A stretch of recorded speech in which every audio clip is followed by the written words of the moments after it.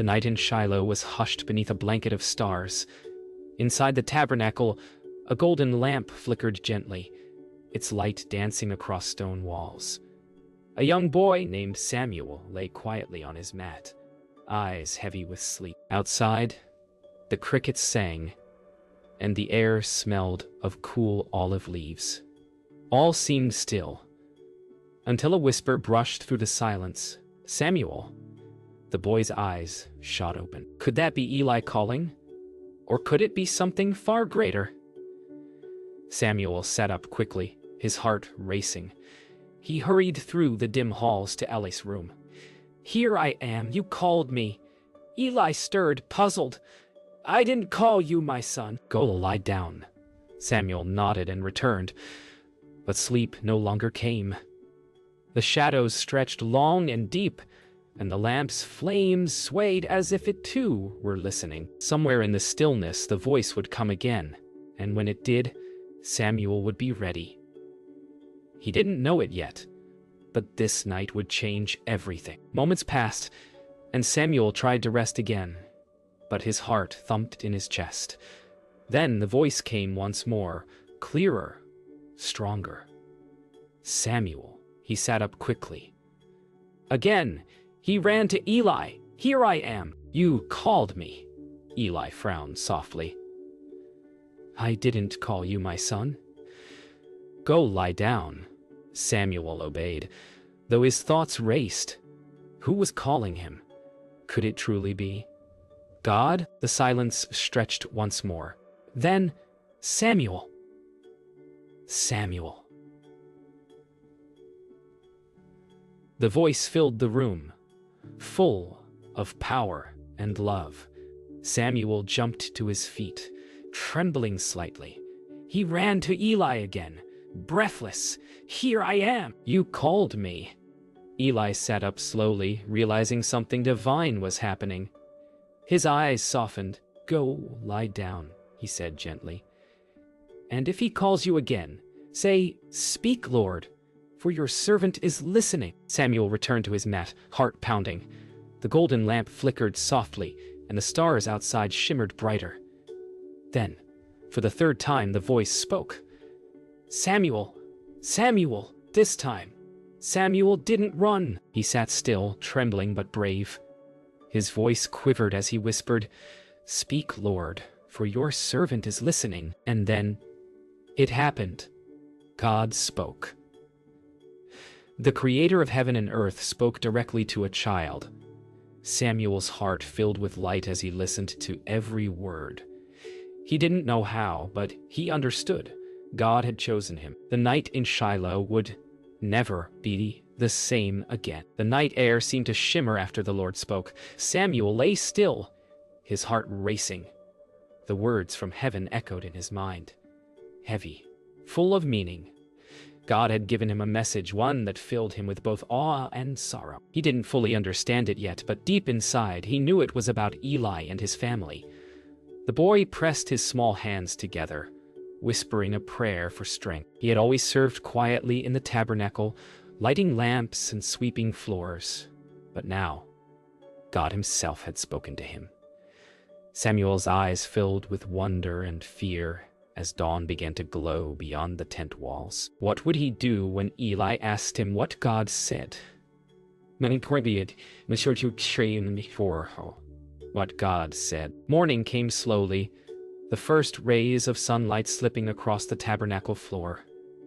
Samuel rose quietly and began his daily chores, pretending nothing had happened. His hands trembled as he polished the lampstand. From the next room, Eli called softly, "Samuel, my son." Samuel froze, his heart thudding. "Here I am," he answered. He knew what was coming. Eli would ask about the message. The boy's eyes lowered. How could he tell his teacher such hard words from God? Eli's voice was kind but serious. "Samuel, what did the Lord say to you? Do not hide it from me." The boy's lips trembled. He didn't want to hurt the man who had raised him, but Samuel remembered the voice of God, steady and clear. He took a deep breath and told Eli everything. the warning about his sons, the judgment that would come. As he spoke, tears welled in his eyes, but Eli listened without anger. Instead, he bowed his head and said softly, "He's the Lord. Let him do what is good in his eyes." After Samuel finished speaking, silence filled the room. The message from God had been hard, but it was truth. Eli nodded slowly, accepting what the Lord had said. He reached out and placed a trembling hand on Samuel's shoulder. "You have spoken faithfully," he said gently.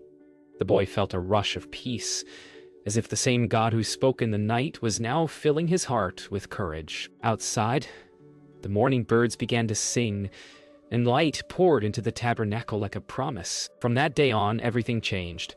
Samuel still swept the floors, tended the lamps, and served Eli, but now he walked with a new light inside him. Everyone in Shiloh began to see that the Lord was with the boy. When Samuel prayed, people felt hope. When he listened, they felt peace. God's words had found a faithful heart. The boy who once heard a whisper in the night was now becoming a voice for God. As the years passed, Samuel grew in wisdom and strength. The people of Israel began to notice that when Samuel spoke, God's truth followed. He no longer just served in silence. He prayed with power and listened with his heart. Each dawn, Samuel rose before the sun to light the lamps in the tabernacle and thank God for speaking to him. Though still young, his faith burned brighter than the flame he tended. The whispers of the night had turned into a lifelong calling. Word of Samuel spread throughout Israel. People came from far and near to ask him to pray for them. He listened to their worries, comforted their hearts, and reminded them to trust in God's plan. Eli watched proudly, though his steps had grown slower. "The Lord is with you, my son," he said one morning, smiling softly. Samuel's heart swelled with gratitude. He had once been afraid to listen, but now he lived to hear God's voice. One day, a traveler brought troubling news. Israel's enemies, the Philistines, were preparing for war. Fear spread among the people, but Samuel stood firm. "Do not be afraid," he told them. "If we turn our hearts to God, he will protect us." His young voice carried strength beyond his years. That night, Samuel prayed beside the altar, asking God to guide his people. He knew that listening to God's voice was the only way to find courage. As the days passed, Samuel's prayers strengthened the people's hearts. When enemies threatened, he reminded them that victory belonged to God, not to swords or armies. "If we obey him and listen, he will fight for us," Samuel said. The people began to pray again, and peace slowly returned. Samuel realized that the same God who spoke to him as a boy was now speaking through him to a nation. That evening, Samuel stood outside the tabernacle and watched the sunset paint the sky. He thought back to the first night he heard God's voice calling his name. He smiled. He had learned that listening to God wasn't just hearing, it was obeying, trusting and walking in his ways every day. As the light faded, Samuel whispered softly, "Speak, Lord, I'm still listening." And though the night grew quiet, peace filled his heart, for he knew the Lord was near. Years passed, and Samuel continued to grow in wisdom and faith. The people of Israel respected him, for they saw that God's words were true through him. Whenever trouble came, they turned to Samuel for guidance. One morning, as golden sunlight filled Shiloh, Samuel knelt in prayer beside the tabernacle. "Lord," he whispered, "speak to your servant, and show me how to lead your people." His heart was humble, his spirit strong. The boy who once heard a whisper now carried the voice of God to an entire nation. One day, people came to Samuel in tears. "The Philistines are attacking again," they cried. "What shall we do?" Samuel's heart ached for them. He told them gently, "Turn away from false gods. Prepare your hearts for the Lord, and serve him only, and he will save you." The people listened and gathered together to pray. Samuel could see hope returning to their faces. It was not strength or weapons that would save them. It was trust in God alone. Samuel gathered the people at a place called Mizpah. There they fasted and confessed their sins before God. As they prayed, the sound of marching filled the air. The Philistine army was near. Fear rippled through the crowd, but Samuel raised his hands and cried out, "Lord, save your people!" Lightning flashed across the sky, and thunder rolled through the hills. The enemy turned and fled in terror. God had fought for Israel once again. When the battle was over, Samuel built a stone monument and named it Ebenezer, which means the Lord has helped us. He wanted everyone to remember that victory came from God alone. As the people gathered around the new altar, Samuel smiled. "Whenever you see this stone," he said, "remember that God is faithful." The wind blew gently through the valley as voices rose in praise. Years later, peace filled the land once more. Samuel continued to judge Israel with fairness and kindness. From town to town he traveled, teaching people to follow God's ways. Though he had grown older, his heart remained humble and pure. Each night, when the stars filled the sky, Samuel still prayed the same words he had spoken as a child. "Speak, Lord, for your servant is listening." And once again, heaven seemed to whisper back. Many years passed, and Samuel became known as a prophet throughout the land. People trusted him because they knew God's words lived in his heart. Whenever there was trouble or confusion, Samuel prayed and waited for God's answer before he spoke. He reminded Israel that obedience was greater than offerings, and that true strength came from faith, not armies. He judged fairly, listened kindly, and taught the people to walk in truth. In every city, Samuel's presence brought peace and order, for the Lord was with him. One evening, Samuel sat quietly outside his home in Ramah. The wind whispered through the olive branches, carrying the scent of rain. He thought about all God had done, from the night he first heard his name to the victories Israel had seen. Yet his heart grew heavy. The people were beginning to forget their trust in God. They wanted to be like other nations, asking for a king to rule over them. Samuel sighed deeply, unsure what to do. "Lord," he prayed softly, "your people have forgotten how to listen." The next morning, elders from across Israel came to Samuel. "Give us a king to lead us," they demanded. Samuel's heart sank. He knew this request would bring sorrow. "The Lord is your king," he reminded them. But they shook their heads. "We want to be like other nations." Samuel felt torn. He wanted to guide them gently, but he also had to obey God. So he prayed, and God answered, "Listen to them, but warn them of what a king will do." Samuel nodded. Even when his heart was heavy, he chose to obey. Samuel gathered the people again and told them everything God had said. "If you choose a king, he will take your sons for his army and your daughters for his servants. He will take your fields and vineyards for himself." The people still refused to listen. "We want a king," they cried.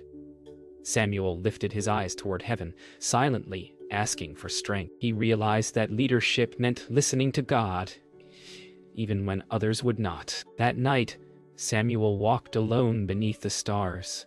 The air was cool, and his heart was full of questions. "Lord," he whispered, "I have done all you asked. Help me to keep listening, even when it's hard." A gentle peace washed over him, as if the same voice that called him long ago still whispered in the dark. Samuel smiled faintly. He had learned long ago that true faith means trusting God even when you don't understand. And once again, the voice of heaven seemed near, saying, "Samuel, my servant, I am with you." One morning, as Samuel prayed outside his home, the Lord spoke to his heart. "Tomorrow I will send you a man from the tribe of Benjamin. You will anoint him to be the leader of my people." Samuel rose, knowing God's word always came true. Later that day, a tall young man named Saul appeared, searching for his father's lost donkeys. Samuel saw him, and immediately knew this was the one God had spoken of. "Come," Samuel said warmly. You are the man Israel has been waiting for." Saul's eyes widened in disbelief, for he was humble and unsure. But God had chosen him for a great purpose. Why, that evening, Samuel prepared a special meal for Saul. They sat together under the soft glow of lanterns as the smell of roasted grain filled the air. Samuel spoke gently, telling Saul that God had chosen him to lead Israel. Saul lowered his head. "But I am from the smallest tribe. How could I ever be king?" Samuel smiled. "God does not see as man sees. He looks at the heart." The young man listened carefully, realizing his life was about to change forever. The next morning, Samuel took a small flask of oil and poured it gently on Saul's head. "The Lord has anointed you ruler over his people," he said solemnly. Saul stood silently, feeling the oil run down his hair and forehead. A sense of awe and fear filled his heart. The Spirit of God would soon come upon him with power. Samuel stepped back and looked at him with fatherly pride. "Go, and the Lord will be with you." Time passed, and Saul became king. At first, he listened to God's words through Samuel and led the people well. But as victories came, pride began to fill his heart. One day, Saul disobeyed God's command, offering a sacrifice that only Samuel was allowed to make. When Samuel arrived, his face was full of sorrow. "You have acted foolishly," he said. "You have not kept the Lord's command, and now your kingdom will not endure." Saul's eyes filled with regret, but the words could not be undone. That night, Samuel prayed long and hard for Saul. His heart was heavy with grief, for he had loved him like a son. But the Lord said, "I regret that I made Saul king, for he has turned away from me." Samuel wept. He had spent his life listening to God, and even when the message was painful, he obeyed. "Your will be done, Lord," he whispered. He knew God's plan was not ending, only beginning. Somewhere out there, another heart was being prepared to listen. Many nights passed, and Samuel still mourned for Saul. His heart ached over what had been lost. But one evening, the Lord spoke again. "Samuel, how long will you grieve? Fill your horn with oil and go to Bethlehem, for I have chosen one of Jesse's sons to be king." Samuel stood quietly, the voice washing over his soul. Once more, God was calling. Though his beard had turned gray and his steps were slower, Samuel's heart still leapt at the sound of the Lord's voice. He packed his cloak, took the horn of oil, and began the journey at dawn, knowing that obedience was always the right path. When Samuel arrived in Bethlehem, the elders greeted him nervously. "Do you come in peace?" they asked. Samuel smiled gently. "In peace. I have come to offer a sacrifice to the Lord. Bring Jesse and his sons to the feast." That night, Jesse brought his sons before the prophet one by one. Each was strong and tall, but the Lord whispered to Samuel's heart, "Do not look at their appearance. I do not see as man sees. I look at the heart." One by one, Jesse's older sons passed before Samuel. Each looked like a warrior or a leader. But God said, "No, not this one." Samuel's brow furrowed in wonder. "Are these all your sons?" Jesse hesitated. "There is one more, the youngest. He's out tending the sheep." Samuel smiled. "Send for him." Outside, the hills shimmered in the golden afternoon. A boy with bright eyes and gentle strength would soon arrive, and heaven was already watching. When David entered, Samuel felt God's presence so strongly that tears filled his eyes. The Lord said, "Rise and anoint him, for this is the one." Samuel lifted the horn of oil and poured it over the boy's head. The scent filled the air as the oil ran down David's curls. The Spirit of the Lord came upon him powerfully that day. Samuel looked at the young shepherd and saw hope for Israel's future. God had chosen a heart that listened, just as he once chose Samuel long ago. After the anointing, Samuel looked upon David and smiled. "The Lord has great plans for you," he said. Then he turned toward the door and stepped into the sunlight. His work was almost done. As he walked down the path from Bethlehem, Samuel's heart was at peace. He had spent his life listening, and every time he obeyed, God's plan unfolded perfectly. The wind rustled through the trees, carrying the faint echo of a familiar voice. "Samuel." The old prophet paused, smiling through tears. "Speak, Lord," he whispered once more, "for your servant is still listening."